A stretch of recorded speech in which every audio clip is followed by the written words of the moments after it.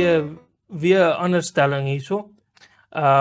Wat hy sê, die Adventiste sê dat die 10 gebooie in die hemel gaan gehou word. Maar nee, ons sê nêrens so iets nie. Ek weet nie waar kom hy daar aan nie. Raymond wil vra, ons het 'n boek wat sê die 28 leerstellings van die Adventiste, waar daar is nie so iets nie. Wat ons wel sê is dat die Sabbat in die hemel gaan gehou word. Dis reg. En ons sê dit nie, die Bybel sê dit. Ja, so Raymond, ek sal graag wil sien, waar het jy aan dit gekom, want dit is nêrens in enige Adventiste literatuur of in enige Adventiste kop dat die 10 gebooie eendag in die hemel gehou. Nou brei vreeslik uit oor maar wat daar gaan nie huwelike in die hemel wees. Ag, dit is wat ons almal weet. Die 10 gebooie, daar is baie van die wette wat tot vervulling kom daarso. Maar daar is sekere wette wat nou in die hemel nog gaan staan. Jy mag nie doodslaan nie, jy mag nie steel nie. Daai goed gaan deel wees van ons karakter, want ons gaan Jesus, die hele wet, daai hele wet is Jesus se karakter. En daai karakter skryf hy in ons verstande en in ons harte, en dit sal in ons dade en in ons denke gaan daai gebooie wees. Maar logies gaan daar nie 'n huwelik wees nie. Maar die Sabbat gaan nog steeds onderhou word. En kom ons lees dit vir Raymond. Dit is ongelooflik. In Jesaja 66 lees ons dit. Dit is Jesaja 66 vers 22. Ek kan net noem voor dit, eintlik moet jy by 21 begin. En ook sal ek uit hulle priesters en die leviete neem, spreek die Here, want soos die nuwe hemel en die nuwe aarde wat ek maak voor my aangesig sal bestaan, spreek die Here, so sal julle nageslag en julle naam bestendig wees. En elke maand op die nuwe maan en elke week op die Sabbat sal alle vlees kom om te ontbid voor die aangesig, sê die Here. So pragtig. Nie net van ons in die huis, want Jesus sê in die huis van my Vader is daar baie wonings, ek gaan hom vir julle voorberei. So ons gaan in sy woning bly, in sy huis gaan ons bly, en dan gaan ons ook, en ons gaan lande hê, en ons gaan... Dit is 'n pragtige, die hele Jesaja 65 en 66 waar dit praat van die hemel. Dit is ongelooflik. En dan elke Sabbat gaan ons nog eet Sabbat. Ons gaan daai dag 'n rusdag hê waar ons aan die voete van die bruidegom gaan sit as sy bruid, en waar hy in sy liefde met ons gaan gesels. So ons gaan daai elke Sabbat, elke 7de dag Saterdag gaan ons tot in alle ewigheid. Daai dag wil hy vir ons, ek dink dit is 'n verskriklike voorreg om te dink dat die majesteit van die heelal het 'n dag afgesonder wat hy tot in die hemel eendag, daai dag nog met sy bruid gaan vier. Jy weet, jou werkgewers gee vir jou 3 weke 'n jaar om af te wees. Maar Jesus sê 1 dag in 'n week. 1 dag elke week. Dit is dan wil hy by sy bruid. Hy wil by jou. Dan vra hy, dit is nie baie gevra nie. Hy sê jy werk 6 dae. Asseblief. Net een dag by my. Want ek het en dit is die gebod met die meeste liefde in. Al 10 gebooie is gebooie van liefde, maar hierdie een is die grootste, waar die bruidegom sê, kyk, jy is my bruid. Ek wil tyd saam met jou spandeer, en ek wil hê 1 dag in die week moet jy net aan my spandeer. En ons gaan dit tot in alle ewigheid gaan dit bestaan. En dit staan in die woord so. So, daar's hy. Kom ons kyk na Raymond se volgende valstelling. Maar voordat ons afstap hierso, wil ek nou eers gou 'n ander punt maak. As die Sabbat dan so belangrik is, dan beteken dit mos die Sabbat moet die teken wees tussen God en sy kinders, tussen Jesus en sy bruid. Is daar 'n teks wat dit bevestig? Sommer 'n klomp. Daar's 'n klomp, en daar's een wat baie mooi dit stel. Kom ek lees hom gou-gou. En heilig my Sabbatte, en hulle sal die teken wees tussen my en julle, dat julle kan weet dat ek die Here, julle God is. Wat is die teken? Die Sabbat is die teken tussen hom en sy bruid. Want die hele wêreld het ons in die vorige lesing gesien, onderhou 9 gebooie. Almal stem saam het daaroor. net 'n probleem met die 4de gebod. Die Jy weet- 4de gebod wil hulle verander, hulle wil dit die eerbiedwaardige dag van die son maak. Dit is ongelooflik om te sien, selfs in ons in die kommentaar wat ons gekry het op die vorige video, het hulle baie mooi gesê, die persoon het gesê, daar's net die 2 gebooie. Jy moet God lief hê en jy moet jou naaste lief hê soos jouself. Nou my vraag is, ek het 'n vraag hierso. Hoe wys jy is lief vir God? In sy Sabbat. Jy gaan spandeer daai dag saam met hom. En by the way, daai vraag, ek weet nie of hy voorkom in Raymond se vraag. Ja. Want dan gaan ons hom bespreek, maar kom ons bespreek hom sommer nou. As hy nog op die lys is, dan het ons hom klaar gedoen. As ons kyk in Deuteronomium, lees gou vir my Deuteronomium 6. Dit is nie 'n nuwe gebod wat God ingebring het nie. Dis 'n gebod wat van die begin af daar is, dat jy die Here jou God moet lief hê met jou hele hart, jou hele wese. Dit is Deuteronomium 6 vers 5. Daarom moet jy die Here jou God lief hê met jou hele hart en met jou hele siel en met al jou krag. Nou dit is in Deuteronomium. Ja, dit is nie 'n nuwe gebod nie, hy het hom net herroep. Ja, dit is 'n opsomming. Dit is 'n opsomming van die eerste kliptafel. Jy moet die Here jou God lief hê met jou hele hart. Die tweede een, die siviele wette is liefde vir jou naaste. Jy moet jou naaste lief hê. En ons het daai ene bespreek waar hulle vir Jesus vra, goeie meester, wat moet ek doen om gered te word? Toe sê hy, onderhou my gebooie. Toe noem hy daai 6 op. En toe hy klaar is, toe sê hy, jy moet jou naaste lief hê soos jouself. En hier lees ons nou in Deuteronomium waar hy sê, en jy moet die Here jou God lief hê. So dit is nie 'n nuwe gedagte nie, want hulle het vir Jesus 'n strikvraag probeer vra, dat hy een van daai gebooie moet uitsonder as die belangrikste, dan het hulle nou 'n klip gehad om hom te gooi. Toe gaan Jesus en hy som daai kliptafel op, en hy gaan som daai kliptafel op. En as die Jode nie geweet het waarvan hy praat nie, dan sou hulle hom daar gestenig het. Want hoe kan hy nou al 10 daai gebooie, hulle het nie liefde gehad nie, maar hulle het die gebooie gehad, en hulle dit was waarom hulle lewe gedraai het, was om die gebooie, maar hulle kon nie die liefde daarin sien nie. So Jesus som daai een op as liefde vir jou naaste, en in Deuteronomium, in die Nuwe Testament, reg in die begin, by al daai op as liefde tot God. En dis hoekom hy vir daai ryk man gesê, gaan verkoop wat jy het, kom volg my. En dit was moeilik vir hom gewees. Jy moet nou kies tussen hierdie aardse goed en my, en hy kon toe nie reg kies nie.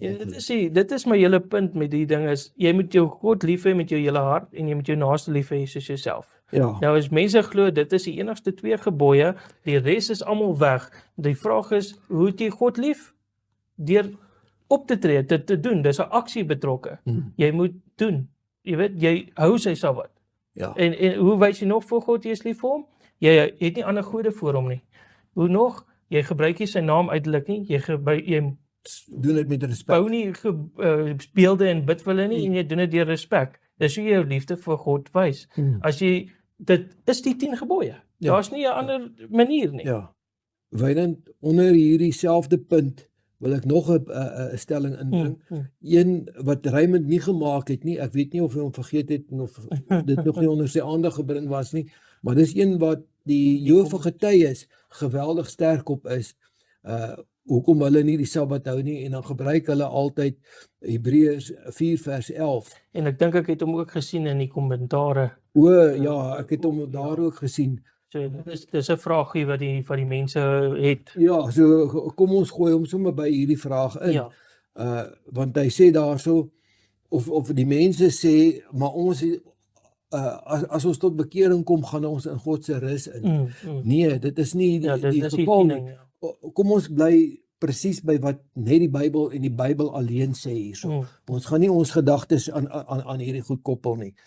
En hierso wil ek 'n teks vir julle lees. Ek het die goeie stryd gestry, en ek het die wedloop volëindig. Ek het die geloof behou.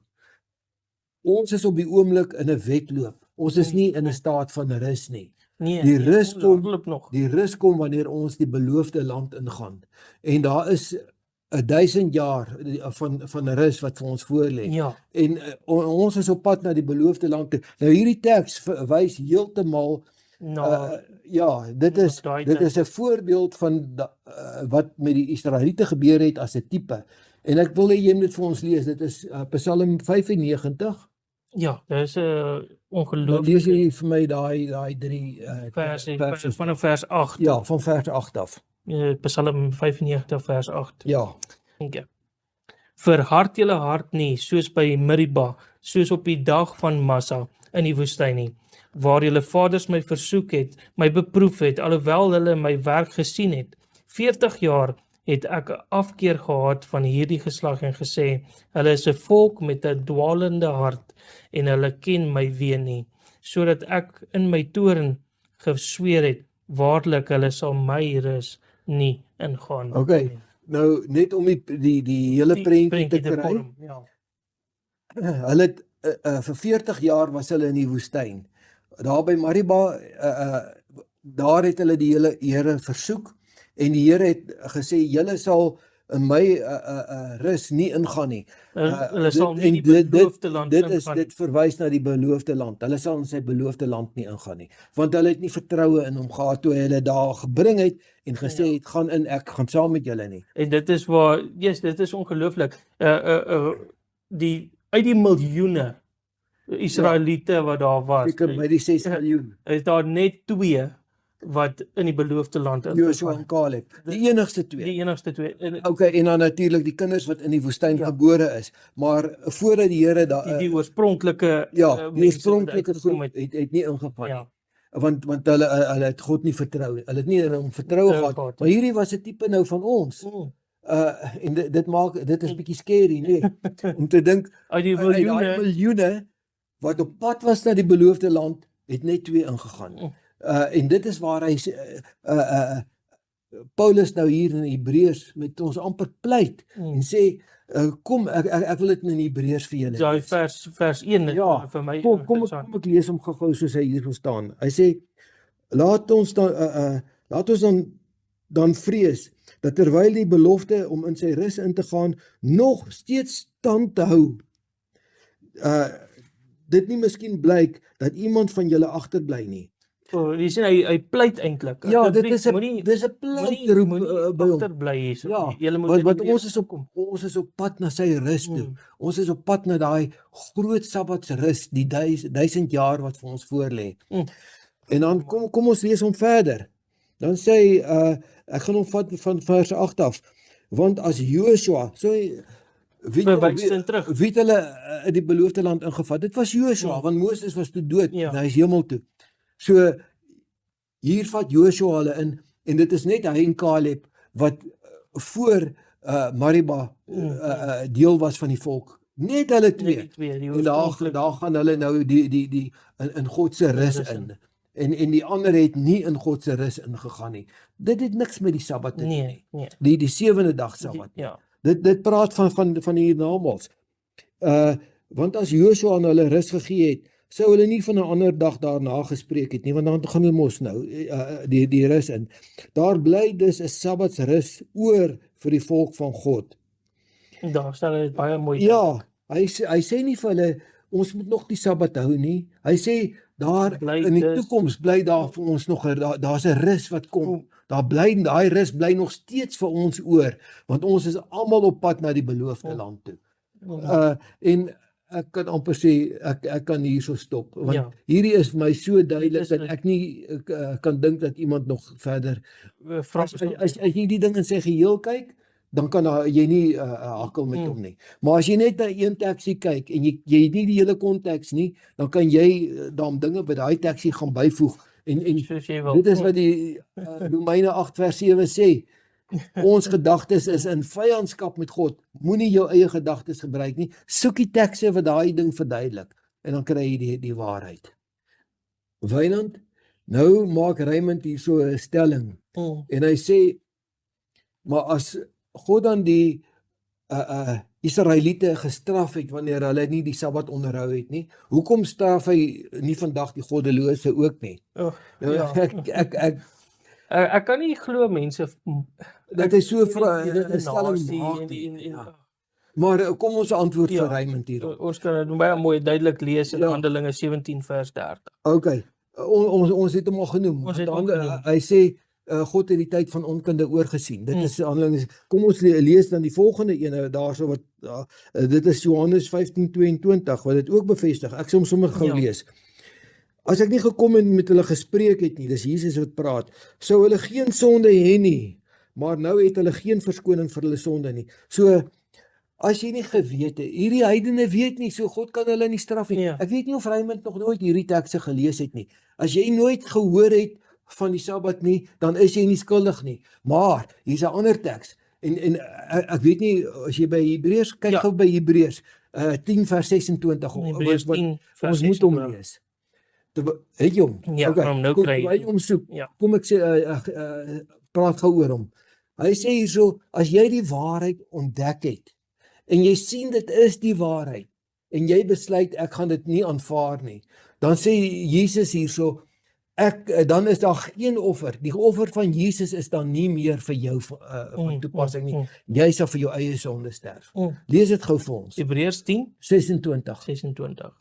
Want as ons opsetlik sondig nadat ons die kennis van die waarheid ontvang het, bly daar geen offer vir die sonde meer oor nie.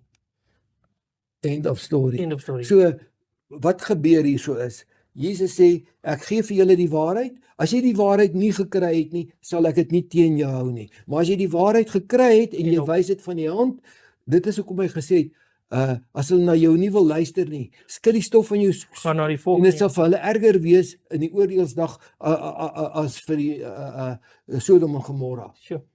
So Sodom en Gomorra okay, hulle was skuldig. Hulle moes geweet het. Hulle moes geweet het, want Lot was daar en hulle moes van Lot seker gehoor het wat die waarheid is. Maar Noag moes byvoorbeeld vir 120 jaar gepreek het, want die vloed het nie gekom voordat elke mens op die aarde besluit kon gemaak het. 'n besluit kon gemaak het wat hy wil doen nie. En net so, dit is mos liefde. Ja, Dit is mos 'n verskriklike liefde. As jy daai tyd sal nie hierdie wêreld met vuur laat vergaan as daar nog iemand is wat nie die waarheid gehoor het en 'n geleentheid gehad het om 'n keuse te maak nie. Hierdie evangelie moet na die wêreld toe gaan, want elkeen moet op 'n punt kom waar hy kan begin besef, daar is die waarheid. Ek is 'n sondige onderhouding is nie waarheid nie. Dit is deur die paus ingestel. Nou ons gaan weer gaan nou daarna kyk. So sy 10de vraag gaan ek ook vir jou hier noem. Hy sê so, waarom wil Adventiste nog die ou verbond hou terwyl ons nou onder die nuwe verbond van genade is? Ek dink ons het hom bespreek. Ons het hom bespreek. Maar kom ek hom net baie vinnig gou opsom. Daar's 235 keer kom die woordjie verbond voor as jy hom op die ISOT gaan opkyk. Elke keer wanneer Jesus met iemand onderhandel het, was dit 'n verbond geweest. Die reënboog was 'n verbond geweest. Die vloed was met Noag het hy 'n verbond gesluit. Ek sal jou red. En ons het al reeds op die vorige lesing het ons gekyk na die ou verbond en die ou verbond was geweest alles in die profete en in die psalms en alles Jesus sou kom met die kruis. Alles wat na die kruis gewys het, daai verbond het tot vervulling gekom by die kruis. Die gebooie het nie na Jesus se kruis gewys nie. Dit het nie kan nie tot vervulling kom nie. En nou is ons onder die nuwe verbond aan die ligkant van die kruis, aan die donker kant van die kruis, die skaduwee kant van die het hulle na die kruis gekyk. Dit was 'n tipe gewees van dit wat nou 'n werklikheid is. En ek dink dit is so eenvoudig. Ek kan nie verstaan dat Raymond dit nie kan verstaan nie. Ek dink amper Raymond wil dit nie verstaan nie. Ja, dit is ongelooflik, dit is ongelukkig. Dit is regtig hartseer. Ja. Ek dink ons kan oorgaan nou na die volgende sy 11de stelling of vraag. Ja, die volgende stelling wat Raymond gemaak het is hy gebruik die vers. Hy haal Handelinge 15 vers 28 aan en dan wil hy dit laat wys dat dit is nou te sê dat die wet weg is. Ja, hy sê alles is weg. Maar lees dit gou. Kom ek lees hom gou 15 vers 28 en 29. Want die Heilige Gees en ons het besluit om verder geen las op julle te lê nie as hierdie noodsaaklike dinge, dat julle heel onthou van afgodsoffers en van bloed en van wat verwrig is en van hoerery. As julle heel hiervan onthou, sal julle goed doen. Vaarwel. So daarso sê hy nou, hy gebruik daai vers om te sê alles is weg. Die wet is weg. Nou, maar in die ander asem het hy gesê, die gebod, die 11de gebod van liefde staan nog. Ja. Nee, maar nou sê hy, daai is ook alles weg. Ons moet nou net nie meer diere verwrig nie en ons moet allerhande dit is nee. Of alles staan of alles is weg. Ja. Nou hoe kan hy nou sê maar die gebooie is nou verander met 'n gebod van liefde en as daai teks nou sê alles is weg. Daai teks het niks met die gebooie te doen nie. Kom ons lees hom in konteks want alles wat hierdie man aanhaal is uit konteks uit. Definitief. En kom ons sit die konteks weer terug. Ja. Kom ons kyk gou waaroor gaan hierdie hoofstuk. As ek nou vers 1 lees, hy sê en dan sê 'n sekere persoon wat van Judea afgekom het die broers geleer, as julle nie besny word nie volgens die gebruike van Moses, kan julle nie gered word nie. So waaroor het hierdie issue gegaan? Almal wil weet, moet ons besny? By the way, hierdie besnydenis op Jesus gewys. Ja. Ja, want dit het gesê, dit was deel van die verbond, een van die verbonde met Abraham, dat uit jou nageslag en uit die manlike geslag sal die Messias kom, en die teken daarvan is, dat julle vir die Messias wag, moet julle die besnydenis net by die seentjies inbring. En dit het by Jesus tot vervulling. Die hele hoofstuk 15 handel oor die seremoniele wette van Moses. Dis reg. As jy dit in konteks gaan lees, dan maak daai vers 28 heeltemal sin. Ja, kom ons kyk nou weer vers 5. Maar sommige gelowiges uit die party van die Fariseërs het opgestaan en gesê, dit is noodsaaklik dat hulle besny word en bevel ontvang om die wet van Moses te onderhou. Maar die hele hoofstuk gaan oor die wet van Moses, en by the way, Raymond noem dit. Hy lees hierdie tekste en sê, kyk hier gaan dit oor die besnydenis in die wet van Moses, en dan praat hy asof die gebooie ook nou by daai wette is. Hierso praat niks van die 10 gebooie nie. Daai is die verbond wat by die kruis tot vervulling gekom het, en end of story. En dit is hoekom dit nie nodig is om te besny te word nie. Daai is nou, jy weet, dit is waaroor hierdie hele hoofstuk eintlik gehandel het, want daar was baie, soos daar in die begin, hulle het beklei daarteen, so nee, daai moet nog gehou word, en as jy daai hoofstuk lees, dan kom jy agter, dis waaroor dit eintlik gaan. Dis reg.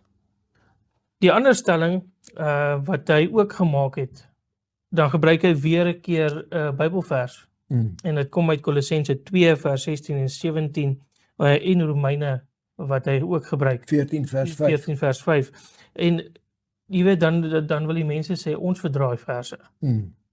Yes, hierdie is erg verdraai, net soos in die vorige ene, waar ons ook gesien het, dit gaan niks oor die 10 gebooie nie, het handel oor die seremoniele wette. Hierso weer presies dieselfde geval. Dit handel alles oor die seremoniele wette, nie oor die wet nie. En moet ek hom gou lees hierso? Om tyd te spaar, kom ons ek verduidelik dit sommer gou. Hy praat daarso van wat ons al klaar genoem het, dat dit 'n skaduwee was wat na die kruis gekyk het, en ons is nou aan die ligkant van die kruis. Daai was 'n tipe van die werklike wat gaan kom. En dan praat hy van julle neem dae, tye, maande en jare en jare en maande en jare verwys nie na die 7de dag Sabbat. Dit verwys na die feesdae Sabbate. Elke fees het met 'n Sabbat begin en met 'n Sabbat geëindig. En as daar luisteraars is wat dit nog nie weet nie, ek gaan vinnig vir julle gou net, ek gaan nie al die tekste lees nie, maar as julle kyk na Levitikus 23 vers 3, dan sê hy die Sabbat van die Here julle God, nou praat hy van die 7de dag Sabbat, daai Sabbat. Ja, die 10 gebooie. Ja, nou sê hy daarso, en dit moet vir julle 'n heilige vierdag wees van geen werk mag julle daar op daai dag doen nie. So daai dag kan jy ook nie in jou tuin gaan werk nie. Daai dag spandeer jy aan die skepping. Jy herdenk God se skepping. Jy kan in die natuur gaan wandel, jy kan programme kyk oor die natuur en geestelike musiek luister en jy gaan aanbid. Daai dag draai om Jesus. En dan het jy die ander ene Levitikus 23 vers 7 waar hy sê en dan het jy jou feesdae sabbate. Hy begin met 'n feesdag sabbat en hy eindig met 'n feesdag sabbat. Nou daai sabbat sê hy mag jy geen beroepswerk doen nie. So jy gaan nie werk doen nie, maar jy kan by jou huis en jou tuin werk en dit is nie 'n dag wat jy saam met Jesus noodwendig spandeer nie. Jy kan ander werkies doen, maar geen beroepswerk nie. En hy herhaal dit by elke fees sê hy, dit is 'n dag van dis 'n sabbatdag. Die enigste feesdag wat soos 'n sabbat gevier word, is die fees van Yom Kippur. Daai dag is ook 'n dag van geen beroepswerk nie, of geen werk in totaal nie. Soos die 7de dag sabbat. So waar hy nou sê dae, feeste, maande is die maande wat verwys na die feeste. Want die feeste het spesifieke maande gehad wanneer hulle gevier word. Die sabbat is glad nie aan maande gekoppel nie. Hy's glad nie aan jare gekoppel nie. Hy's net aan 'n week gekoppel. En hy praat van dae, maande en jare. Hy praat nie eers van weke daar nie. En dit is interessant want dis weer 'n keer net 'n vertalingsfoutjie wat gemaak is in die Afrikaans. Met die 33, 53, want dit eindig vers 16 sê sabbat nie.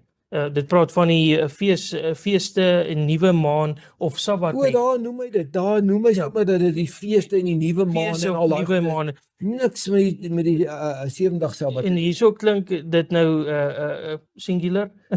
Enkelvoud sabbat nie, maar die Engelse, die King James so nou Sabbath days. Ja, dit is meervoud. Dit is nie net een dag nie, dit is die dae waarvan hy al die heilige dae in die feesdag. Ek kan net so vinnig genoem in Lukas 6.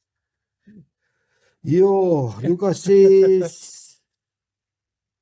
Weet jy wat dit was? Vers 1. Waar hulle Jesus se disippels op die Sabbatdag in die koringland gestap het. Toe beskuldig hulle hom. Nou, hy werk, hulle werk. Wat is Sabbat dit was? Dit is nie werk om te eet nie. Nee, nee, dit is nie werk om te eet nie. So, dit was so belaglik. Dit was, die Jode het iets soos amper 600 wette gehad, wat hulle self geskep het, rondom die Sabbat, want die Satan gesien, hy kan nie die Sabbat by hulle wegkry nie, maar toe dog hy, kom ek maak het 'n las vir hulle, en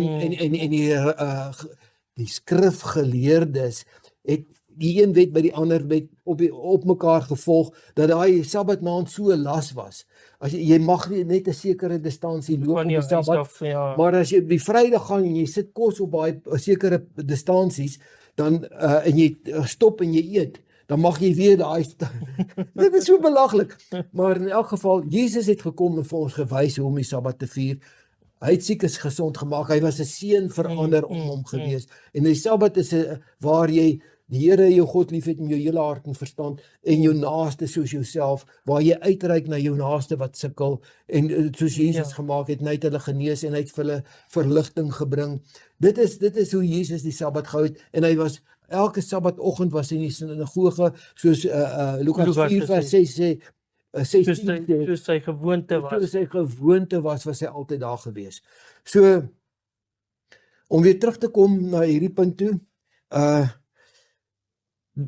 dit is eintlik heel eenvoudig en ek dink ons kan van hom afstap. Dit het elke ding daar het gewys dat dit die verbond was, die ou verbond was wat by die kruis vervul gekom het. Alles wat gedui het na Jesus toe. Alles wat nie op Jesus gedui het nie by die kruis tot vervulling gekom nie.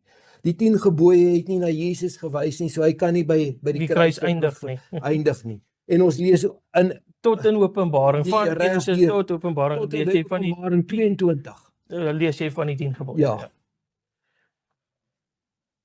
Die ander stelling wat hy ook gemaak het, is wat Ellen White gesê het, van nee, dit Sabbat moet nou gevier word van 6 uur tot 6 uur, en dan dan sê hy, dis mos nou belaglik, want wat van die mense by die pole en wat van as daar so 'n bewolkte dag is? Ja, daai ene het hy nie gesê nie, maar Ja, hy kon dit ook maar genoem het, wat van 'n bewolkte dag.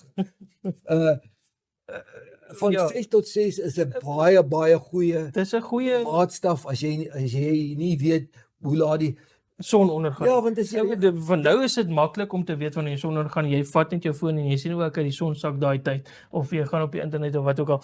Maar daai tyd was daar nie sulke dinge nie, so jy moes maar nou 'n skatting gemaak het. As jy byvoorbeeld 'n groot berg het en jy's aan die weste kant van die berg, dan gaan jou son bietjie later onder. As jy aan die ooste kant van die berg is, dan gaan jou son 'n bietjie vroeër onder. Maar wat maak dit saak as jy hom vat van 6 tot 6? Ja. As jy hom nou vat van 6 tot 6 of tot wanneer jy die son Jy sien hom nou, nie meer okay, is sien nou nie. weg, ja. Toe Jesus aan die kruis was, het hulle gesê hulle was haastig om dit was 3 uur wat hy gesterf het en hulle was haastig om hom van die kruis af te haal want die Sabbat het al begin aanbreek. So dit was nie aan 'n spesifieke tyd gekoppel nie. Dit was gewees wanneer die son gesak het, dan is dit Sabbat. End of story. En as jy by die pole is, dan vat jy hom van 6 tot 6. Ja, Dit is 'n pragtige tydperk. basies om en as jy skielik as jy nie weet hoe laat die son ondergaan nie en dis 'n bewolkte dag, vat hom van 6. Dit is 'n Kom goeie nie. berekening. Wat is die issue? Ek verstaan nie wat is sy issue hierso nie. Ja, nee. Nou kom ons by 'n ander interessante punt van Raymond. En Raymond sê hierso hy gebruik Handelinge 20 om te wys dat Die Paulus en die broeders het op Sondag die brood gebreek. om nagmaal te. Ja, maar Daar's nie so iets nie. daar's nie so iets nie. Maar ons gaan dit lees. Ja, dit En ons gaan dit in konteks vir ons kykers wys. weer 'n keer, dit is Ja, dit dit is is die verse word regtig net uitgewand uitgeruk. En dit is soos wat ons in die begin ons heel eerste video gesê het. Ons het gesê ons probeer elke onderwerp wat mens vraag oor het, vat al die verse, bring dit bymekaar, Absoluut. kyk wat dit sê. Nie hier sit nou regtig 'n bewys. Daar word 1 of 2 verse gebruik en 'n hele teorie word daaroor gemaak. En hierso is dit presies dieselfde geval. Ja. Nou ons gaan die ding nou gou in konteks vir Raymond wys. Ja. Want Raymond het die definitief die konteks hierso verloor. Ja. Brood breek. As ek en jy brood, by the way, op watter dag het Jesus die brood gebreek?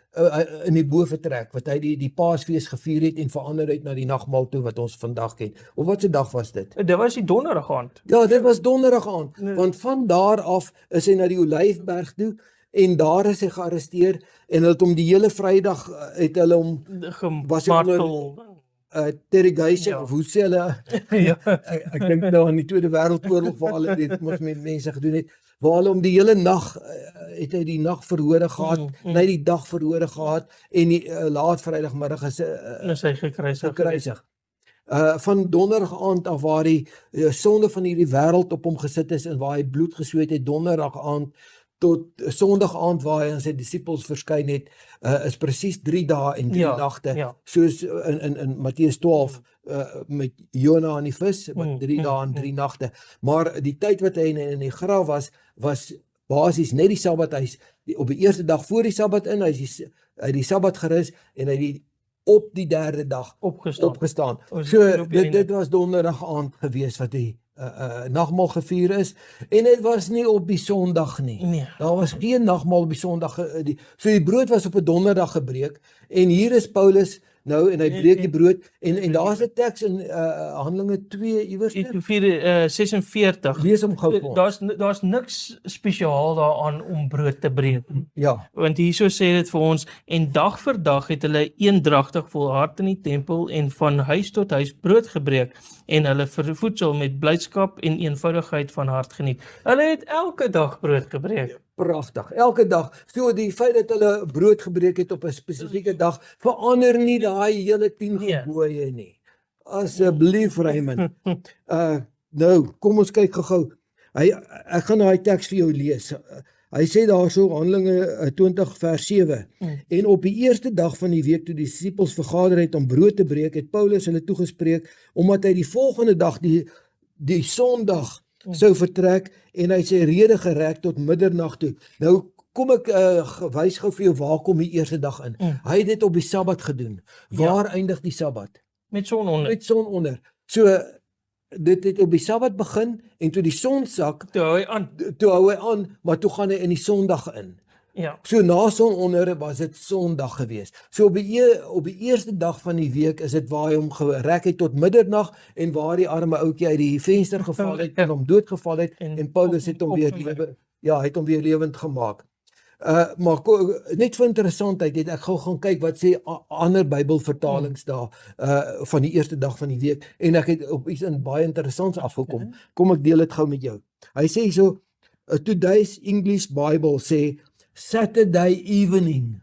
Okay, so hy is al mooi. Ja, so maar Saterdag. Saturday evening was eintlik al die eerste dag, dit was Sondag gewees. Nie een is verkeerd nie. As jy sê die eerste dag, dan dit het in die eerste dag ingegaan, maar dit het op die 7de dag begin. En dit het gerek tot in die eerste dag in.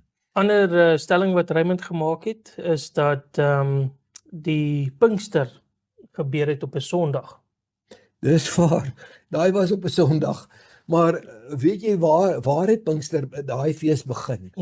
Hy het in Deuteronomium begin, hy het al by Sinaï begin en hy was van die begin af was dit op 'n Sondag gewees, op die eerste dag van die week gewees. Daar is niks spesiaal daar omtrent dat dit nou op 'n Sondag is. Nou hoekom was dit op 'n Sondag gewees? Want dit was op 'n Sondag gehou gewees, want dit was 'n dag van uitreik waar en feesvier. Dit was 50 dae na die oesfees. So dit was die Bybel sê 49 sabbate plus 1 dag. Ja. Want 'n feesviering waar jy God nou dank oor die oes wat ingekom. Ja, jy kan dit op 'n Sabbat, kan jy God verdank vir enigiets. Maar omdat dit saam met 'n feesviering plaasgevind het, was dit nie op die Sabbat gehou nie, want die Sabbat was te heilig en die Jode het dit op Sondag gehou. So van die begin af dit is nie 'n verandering wat nou ingekom het, 'n nuwe ding wat nou gekom het, wat hy hom van Sabbat af na Sondag toe gevat het nie. Hy was van die begin af was hy op Sondag gewees. En Sondag was hulle bymekaar gewees en hulle was nie in die sinagoge waar hulle aanbid het nie. Nee, hulle was oor die vertrek gewees. Ja, hulle het die mense toegespreek in 17 verskillende amptelike regeringstale het hulle die mense toegespreek en tonge van vuur het op hulle gekom en hulle het die Heilige Gees ontvang en mense het tot bekering gekom. Ek dink is iets soos ek praat onder korreksie, ek dink is iets soos 4000 wat gedoop is daai dag. Dit was 'n ongelooflike ons kan lekker daaroor ek gesels in 'n volgende paar studies. Ja. So Pinkster het niks met die Sabbat te doen nie. Ja. Dit is 'n fees op sy eie en dit is 'n fees wat die dag na die Sabbat gevier was van sy instelling af. Ja. Die ander stelling wat Raymond gemaak het wat ons nou die laaste een wat ons nou sal bespreek het oor die Sabbat is dat Jesus verskriklik baie verskynings gehad het op die Sondag. Nou Wynand, wat maak 'n verskyning 'n verandering aan 'n dag, aan 'n heilige dag? Nee. Dit maak nie. Kom ons kyk na hierdie hele prentjie. Ons het nou al redelik hier aangeraak, so ons hoef nie weer te herhaal, alles te herhaal nie. Hy's Vrydagmiddag 3 uur is hy dood. Hulle was haastig om hom van die kruis af te kry, want die Sabbat het al begin aanbreek. So toe die son amptelik gesak het Jesus gerus in sy graf. Hy was net voor die Sabbat is hy in die graf neergelê op die dag wat hy geseën en geheilig het. Nou interessant hierso. Hy het selfs in sy dood het hy die Sabbat gehou. In sy dood het hy Sabbat gehou. Toe hy die aarde geskape het in 6 dae, toe het hy op die 7de dag het hy gerus en hy het self sy Sabbat ingestel. Dit is deel van die skepping, want kyk Kolossense 2 sê vir ons Jesus het geskape en daar het niks ontstaan sonder Jesus nie. So dit is Jesus self wat die Sabbat ingestel het, Hy het daar op die 7de dag het hy gerus. Hy het daai spesifieke dag, nie 'n ander dag nie, daai spesifieke dag het hy geseën en hy het dit geheilig. En toe hy sy verlossingswerk afgesluit het. Nou interessant. Kom ek dink daar kan dalk luisteraars, ek dink almal weet dit. Ek dink die meeste mense weet dit, maar ek wil hulle net weer herinner daaraan. Wanneer het Jesus uitgeroep, dit is voltooi, dit is volbring. Dit was toe hy op die kruis was. Nou kom ek gee vir julle net die teks daarso. Dit is Johannes 19 vers 30.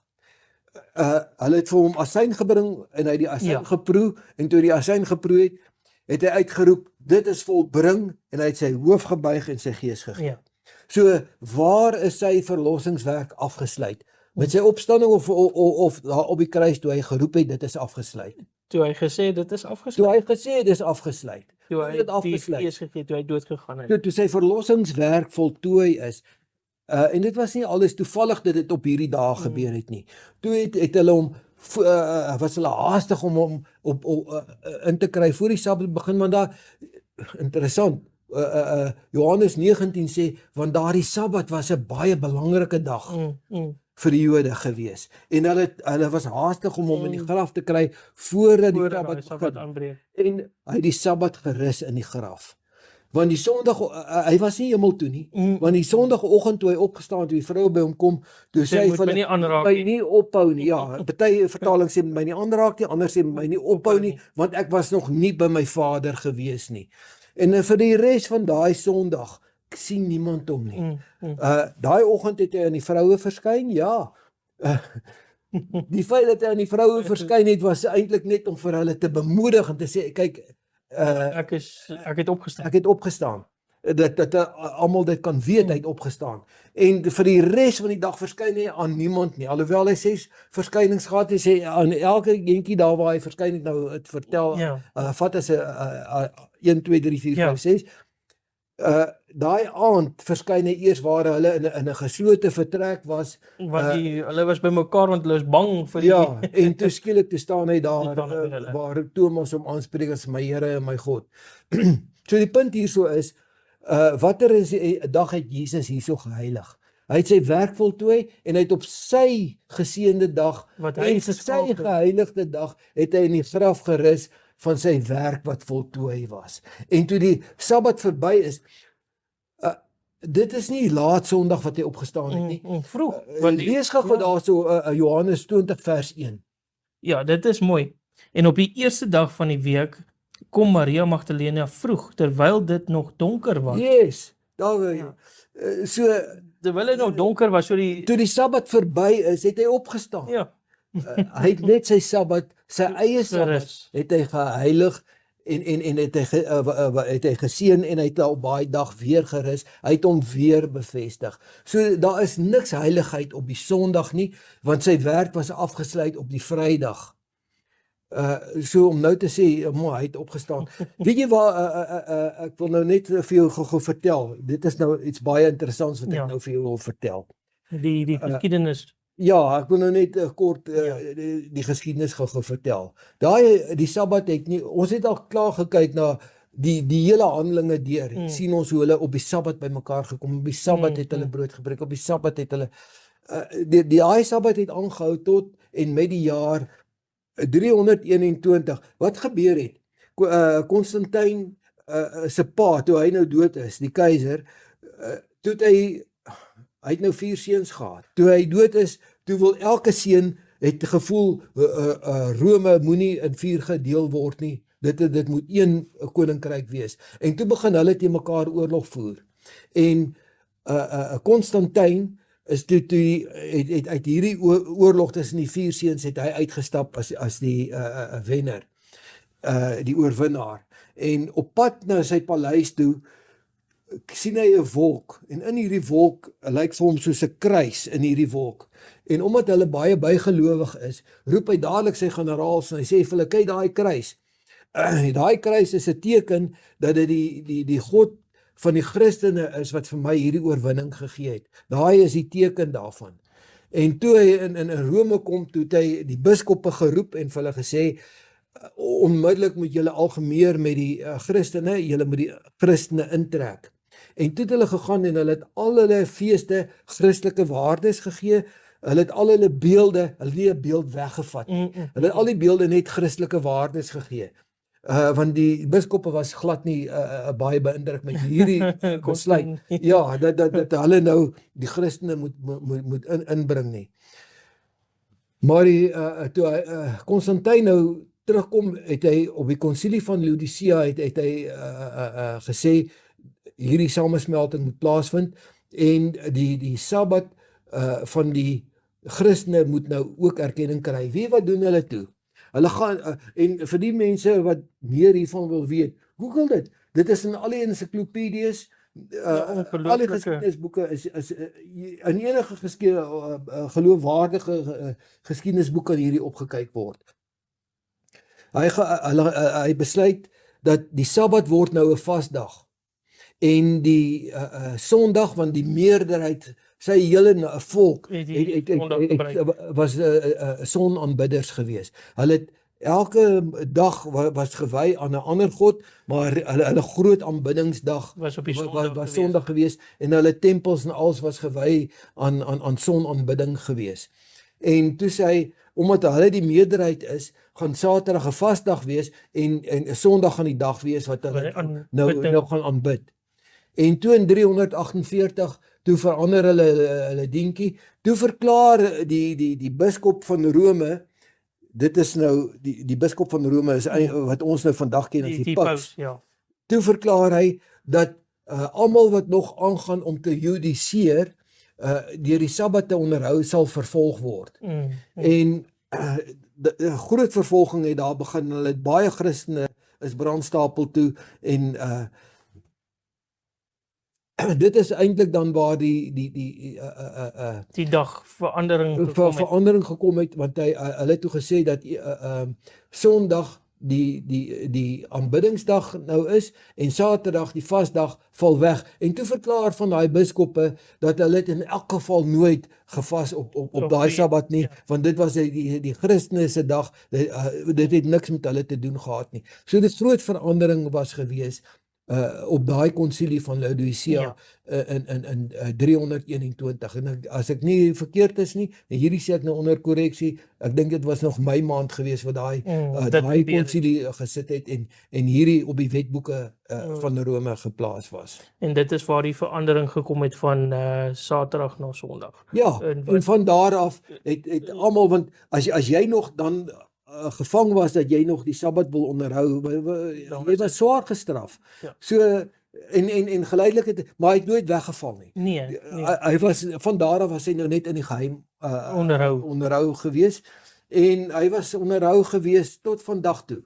En die oorlog teen die Sabbat sal nie ophou nie. Nee, Satan wil hierdie Sabbat weg hê. En die groot vervolging wat gaan kom, ek dink dit is 'n goeie teks om mee af te sluit, of die tweede laaste teks om mee af te sluit. Dan is ons klaar met hierdie onderwerp. Met die onderwerp, ja. Ag, ek gaan hom nie nou lees nie, ek gaan hom sommer vir die mense sê. Dit is Openbaring 12 vers 17. Hy sê en die draak, dit is Satan, was vertoren op die vrou en die vrou is God se bruid, Jesus se bruid en hy het weggegaan om oorlog te voer teen haar ander nakomelinge. Dit is ons hopelik wat nog vashou aan die gebooie, aan hierdie gebooie van God en aan die getuienis wat Jesus gelewer het. So by the way, ons het daarna gekyk, wat was die getuienis wat Jesus gelewer het? Wat was sy voorbeeld? Hy het soos sy gewoonte was hy op die Sabbat in die sinagoge om te aanbid. So hy het nie net gaan slaap nie. Wynand, sê jy vir ons daai 'n stukkie lees waar die Katolieke sê die Sondag is hulle dag. Dit is hulle dag van sonverering en dit is nie die Bybel se Sabbat nie. Ja, dit is ongelooflik. Hulle sê dit self, julle kan dit self gaan oplees. Ek sal dit op die skerm vir julle wys. Ongelooflike stellings wat hulle maak, maar dit is wat hulle sê. Most Christians assume that Sunday is the biblical approved day of worship. The Catholic Church protests that it is transferred Christians' worship from the biblical Sabbath, Saturday to Sunday. And that to try to argue that the change was made in the Bible is both dishonest and a denial of Catholic authority. If Protestantism wants to base its teachings on only the Bible, it should worship on Saturday. Amen. Amen. Pragtig. Dit is hulle Dankie. geskrif. Daar sy. En ek dink jy het nog 'n teks gehad wat jy mee wou afsluit. Ja, dit is 'n baie belangrike vers in 2 Timoteus wat ek graag met julle wil deel. Want ongelooflik hoe die wêreld hoe die duiwel te gewerk gaan om mense te mislei. Ja. En dan lees ons hierdie vers in 2 Timoteus. 2 Timoteus 4 vers 3. Want daar sal 'n tyd wees wanneer hulle die gesonde leer nie sal verdra nie. Die waarheid, die gesonde leer nie sal verdra nie, maar omdat hulle in hulle gehoor gestreel wil wees, vir hulle 'n menigte leraars sal versamel volgens hulle eie begeerlikhede. Wow. Dit is 'n ongelooflike vers. Dit is waar jy hoor nie meer jy moet jou lewe verander nie. Nee. Dit is nou waar ons juis oor praat is, die wet is weg, jy is onder genade, jy het nie nodig om die gebooie te onderhou nie, jy is onder die genade, en ons het nou baie daaroor gepraat. Maar dit is nou wat jy hoor, Ja, maar hy sê die gesonde leer van uitgegooi word en hulle gaan mense begin aanhang. Is dit nie wat ons nou in die wêreld sien nie? In die wêreld sien ons dit. Dit is so hartseer, maar dit is wat die Bybel vir ons sê wat gaan gebeur. En dan 'n laaste gedagte wat by my opgekom het is, dit is so maklik om van die Sabbat ontslae te raak. Om net te sê die wet is weg. Ja. Van alle verantwoordelikheid. Van alle verantwoordelikheid ontslae te raak, ja. Dan kan jy lewe soos jy wil. Lewe net. Dit is basically die rede hoekom mense dink, ek dink die Sabbatdag wil wegvat, want daar gaan 'n totale verandering in jou leefstyl. Absoluut. Waar jy gewoond is om, ek vat nou al die mense wat ek nou al geken het wat voordat hulle hierdie ontdek het en toe hulle dit wel ontdek het, die waarheid van die Sabbat, wat gesê het, dit was verskriklik om dit aan te pas by hulle leefstyl, want hulle was gewoond om te gaan werk op Sabbat, of om dit is sport te gaan kyk, want die rappie wedstryd is op, of selfs my vrou sy het gesê, skoonmaak, dit was haar skoonmaakdag. Jy weet, en hoe kan sy nou, Sondag is haar rustdag, nou dit is die tyd wat sy moet skoonmaak en groceries gaan koop. Jou hele routine verander. Die hele routine, die hele leefstyl verander in daai gebod. En ek dink dit is waar die mense van en dit is die enigste gebod wat jy eintlik moet opoffer. Ja, want dit daar is 'n verandering in jou lewe wat soos die ryk jong man wat sy besittings moet die bereid was om dit weg te stoot. Nou moet jy besluit of jou leefstyl, jou besittings of vir my. Ja. Want almal vandag kom soos met Noag en sy ark, vandag het almal weer 'n keuse. Julle het 'n keuse, almal het 'n keuse. Gaan ek Jesus volg en basies in die ark gaan wat 'n tipe was van dit wat gaan gebeur, of gaan ek vashou aan wat ek het. En baie mense voor die ark wou ook nie van hulle besittings net ontslae raak en als nie. Hulle het gebly en hulle het ook nie eens geglo nie. Ja. Jy weet, so dit is ou soos jy sê. Die omkering, die verandering wat in jou lewe gaan plaasvind. En tog is dit 'n seën. Daar is nie 'n groot seën nie. Deur die week begin ek al uitsien na 'n Sabbat moet kom. Dit is so lekker. En my vrou sê ook, dit is nou vir haar die lekkerste tyd. Ja. Dit is die lekkerste. Jy weet, dit is interessant. Ons kan ure hieroor gesels. Ja, daar's geen opoffering eintlik nie. Ons tyd hardloop nou net 'n bietjie uit, maar ons kan ure hieroor gesels. En dit is so lekker en daar's soveel stories wat mense kan vertel oor dit. Maar dit is net 'n ongelooflike, en weer eens wil ek net sê, jy is nie gered as jy die 10 gebooie hou nie. Ja. Dit is nie waar dit gaan nie. Absoluut. Jy is gered deur Jesus se genade, dit is so. Maar daar is van jou kant af, moet jy wys dat jy jou naaste liefhet. En hoe doen jy dit? Deur nie die 6 gebooie, dis Dit is liefde. daai liefde. Daar is die definisie van liefde. En dit is so eenvoudig soos dit. Absoluut. Leon, sal jy vir ons afsluit met 'n gebed? Ek doen dit graag. Ons Hemelvader, baie dankie vir hierdie lesing wat ons kon gemaak het, vir hierdie video wat ons maak, en ons vra U seën daarop, en ons vra U seën op almal wat hierna kyk, en ons vra dat U mense sal help en krag en leiding gee wat nog 'n besluit moet neem, of hulle U gaan volg en of hulle die wêreld gaan volg. Ons bid dit in die wonderbare naam van ons Here Koning Jesus. Amen. Amen.